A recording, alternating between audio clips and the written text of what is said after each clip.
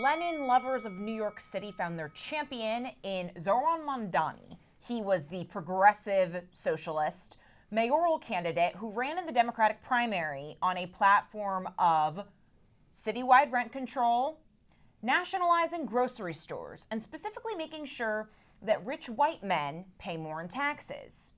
How did the Democratic Party establishment respond to a threat of a self-described socialist running for this office and galvanizing all of the, ironically enough, rich white voters? Instead of coalescing around incumbent Mayor Eric Adams, who has overseen decent economic growth, housing development, and cracking down on crime and Biden's open border crisis, they decided to back Andrew Cuomo. Yes, remember him? The former governor of New York that left in disgrace after his nursing home policy during COVID killed 15,000 seniors, and he was accused of sexual misconduct by almost a dozen women. Correctly, Andrew Cuomo got clocked. The bad news is that the victor of that loss was none other than Mamdani. Christian, why?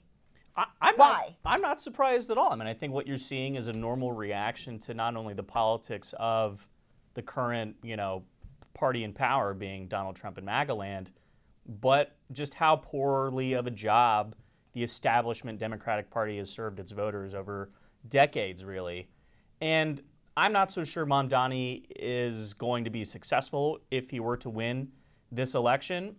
And to be honest, I'm kind of more focused on what his victory in the primary means going forward, because Andrew Cuomo lost. He admitted defeat, but he's not backing out. He's running as an independent. Eric Adams. No, he invented a third party to show up on the ballot. I didn't even realize that. Okay. It's even more sinister than that. Okay, so we've got a Democrat, although he is technically a socialist, by his own self-recognition. Yes. A whatever the hell. Says we need to nationalize the means of production level socialism, not can we have some European free healthcare socialism? Well, he'll be going up against the Cuomo party candidate, Eric Adams, who is now running as an independent. Yeah. And Curtis Sliwa, who's been a Republican, who's ran for mayor. Kind of a perennial candidate. For 30 years now, essentially. So who does the math favor? Because on its face, I would have thought that maybe Mamdani would pull votes away from Eric Adams or vice versa. I don't really understand. The field is so crowded. I think he actually benefits from the numbers because of the similarity between Cuomo and Eric Adams and their centrist dislikability, I guess we'll put it. I mean, the difference between Cuomo and Eric Adams is I would trust Eric Adams with my grandma or with my sister, that he wouldn't accidentally kill her with COVID or molest her. So, to me, this just winds up being classic Democrat.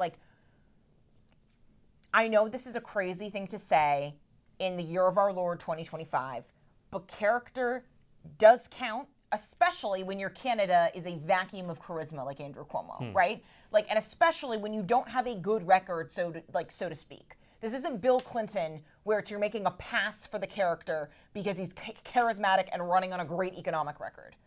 Andrew Cuomo did preside over New York's wealthy fleeing the state.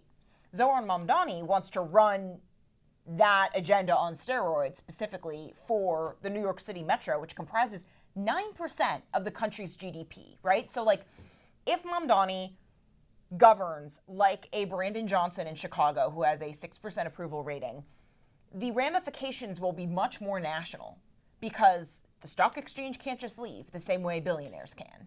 And so then, the stock exchange is directly affected. So we can game out what the options are. I know that there's the rumor of New York Republicans rallying around Eric Adams if they can get Sliwa to, join the Trump administration, give him some sort of Which is a real exit. Possibility, by the way. And quite frankly, it's a smart one because Eric Adams is... He's bending over backwards to work with the Trump administration. He was one of the only Democratic national figures during the 2024 election to call out Joe Biden's disgraceful performance on the border. But beyond the hypotheticals of what could happen, I guess my question is does the establishment just not care?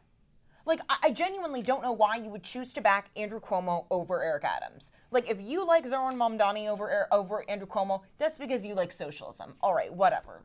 I disagree, but that makes sense if you like socialism, why you would go for a socialist.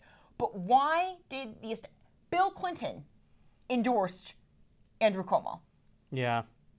I think, Are they just cooked, or is the DNC just cooked, or is the Democratic establishment just cooked? I don't think the Democratic Party is cooked. I think the Democratic Party is going through an evolution, right? We've talked about this for a while.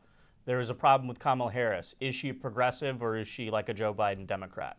I think the problem there was she didn't really know, and she was a political creature who would say whatever she thought was popular and would help her in an election. Say what you want about Mamdani. He stands on business. He believes what he is saying, and I think even if you compared him to Brandon Johnson in Chicago, Brandon Johnson doesn't know what the hell he's doing. Mamdani understands his policies.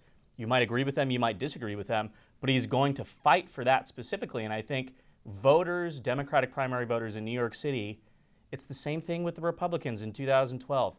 They got sick of the people who ran this party for decades either abjectly lying to voters or just not doing anything to benefit their position. And they look at this guy and they say, this is a change. And we're willing to roll the dice on a change because we don't love the status quo that Andrew Cuomo or Eric Adams or, any Michael Bloomberg, any generic Democrat, New York businessman who has been a mayor, what they represent. So I'm happy to see this. It's Democrats picking a lane.